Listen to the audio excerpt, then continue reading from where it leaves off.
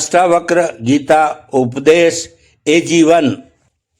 विदेह के सम्राट जनक, जिनकी कीर्ति, समृद्धि और न्यायप्रियता चारों दिशाओं में गाई जाती थी, अपने अंतर में गहन रिक्तता का बोझ महसूस करते थे। राजधर्म की जिम्मेदारियां, प्रजा की अपेक्षाएं और राज्य संचालन की निरंतर जटिलताएं उन्हें बाहरी जगत में तो डुबाए रखती, पर भीतर की शांति उनसे कोसों दूर भागती जाती। यही अदृश्य प्यास उन्हें उस महायोगी देह और अहंकार के पार जाने वाले आरास अष्टावक्र की शरण में खींच लाई। आज वे अपने जीवन के सबसे पुराने प्रश्न और गहरे द्वंद्व को शब्द देने का साहस जुटा रहे हैं, मानो आत्मा की तृष्णा आखिरकार अपने स्रोत तक पहुंचने की को व्याकुल हो उठी हो। बोलो राजन, आज तुम्हारे मन के गहन कोनों में कौन सा प्रश्न हलचल मचा रहा है? तुम्हारी दृष्टि में एक और इस विशाल संसार का भारी बोझ झलकता है, तो दूसरी ओर सत्य को जानने की वो गहरी लालसा भी स्पष्ट दिखाई देती है, जो केवल चुनिंदा आत्माओं को ही उद्वेलित करती है। तुम्हारे चेहरे पर ऐसे द्वंद्व की छाप है, मानो दो धाराएं आपस में टकराए एक नया मार्ग खोज रही हो।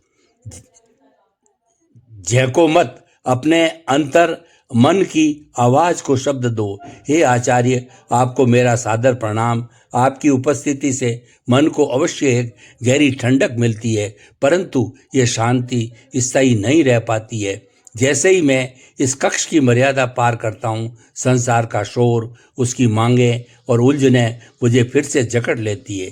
मेरा प्रश्न नया नहीं है, ये वर्षों से मेरे भीतर पल रहा है और समय के साथ इसकी तीव्रता और बढ़ी है। आप जैसे आत्मद संत ध्यान, स्थिरता और उस निश्चल केंद्र की बात करते हैं, जहाँ कोई हलचल नहीं, कोई बंधन नहीं, परंतु एक मैं राजा हूँ और मेरा जीवन तो निरंतर गति और कर्म का ही दूसरा नाम है। प्रातः से रात्रि तक राज्य के दायित्व, प्रजा की अपेक्षाएं, निर्णयों का बोझ, संबंधों की उलझनें और राजनीति की पेचीदगियों मुझे चारों ओर से खींचती रहती है। मेरा मन उस रथ के समान है जिसे असंख्य घोड़े अलग अलग दिशाओं में दौड़ा रहे हों। ऐसे में मैं सोचता हूँ, इस सतत कर्म चक्र में खड़े रहकर ध्यान की साधना कैसे संभव है, और मेरे जैसे ग्रस्त के लिए जो एक क्षण को भी कर्तव्य से विमुख नहीं हो सकता। संन्यास का मार्ग क्या वास्तव में कोई विकल्प है?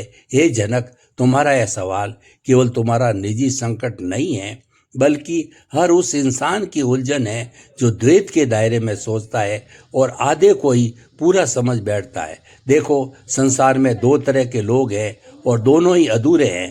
पहला वह जो जीवन की केवल गति को ही सत्य मान लेता है। वह बाजारों की हलचल, रिश्तों की खींचातान, राजनीति और उपलब्धियों की दौड़ में इतना उलझ जाता है कि उसे यह याद ही नहीं रहता कि इस पूरी भागदौड़ के बीच कहीं एक स्थिर केंद्र भी है, एक ऐसा अचल धुरी बिंदु जिस पर पूरा जीवन घूमता है।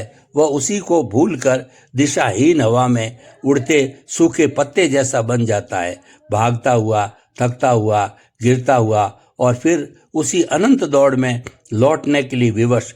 उसे लगता है कि अधिक काम, अधिक दौड़, अधिक सफलता ही उसकी प्यास बुझाएगी, पर हर उपलब्धि हर दौड़ को जन्म देती है।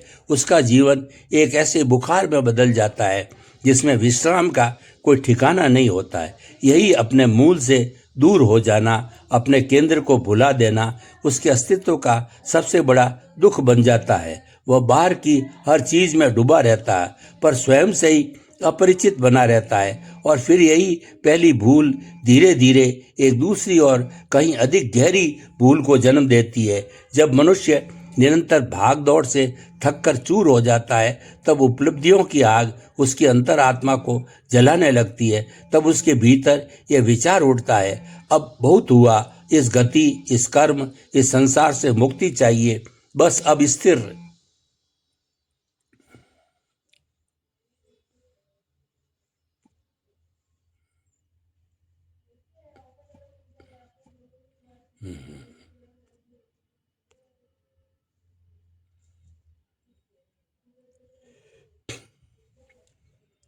बस अब स्थिर हो जाना है और इसी सोच में वह गति को अपना शत्रु मान लेता है और उसे भागने लगता है। संसार उसे बंधन दिखाई देने लगता है, संबंध बोझ बनने लगते हैं और कर्म शरीर जैसा प्रतीत होता है। तब वह जंगलों और गुफाओं में जाकर आंखें मूंद लेता है, मानो निष्क्रियता में ही सत्य छिपा हो। पहले उसने केंद्र को छोड़ गति का पीछा किया, अब गति को त्याग कर केंद्र को पकड़ने की चेष्टा करता है। वह एक झूले की तरह कभी एक छोर पर कभी दूसरे छोर पर झूलता रहता है, परंतु संतुलन के मध्य बिंदु को कभी नहीं छू पाता। दोनों ही अधूरे हैं और अधूरा ही पीड़ा का सबसे बड़ा कारण है राजन।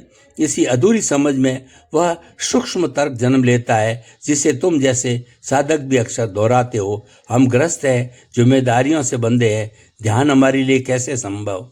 यह मन की अत्यंत चतुर चाल है। वो कहता है पहले कर्तव्यों को निभा ले, कर्म से मुक्त हो जाए, संसार से दूरी बना ले, तब संन्यास लेंगे और फिर ध्यान करेंगे।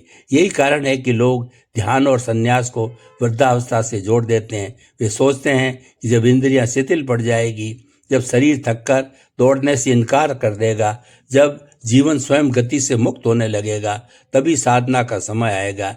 लेकिन ये केवल आत्म प्रवंचना है राजन। ये मन का तरीका है सत्य से बचत निकलने का, क्योंकि वह वर्तमान में उसका सामना करने का साहस नहीं जुटा पाता। इसीलिए वह सत्य को हमेशा भविष्य की टोकरी में डाल देता है और वह भविष्य कभी सामने आता ही नहीं।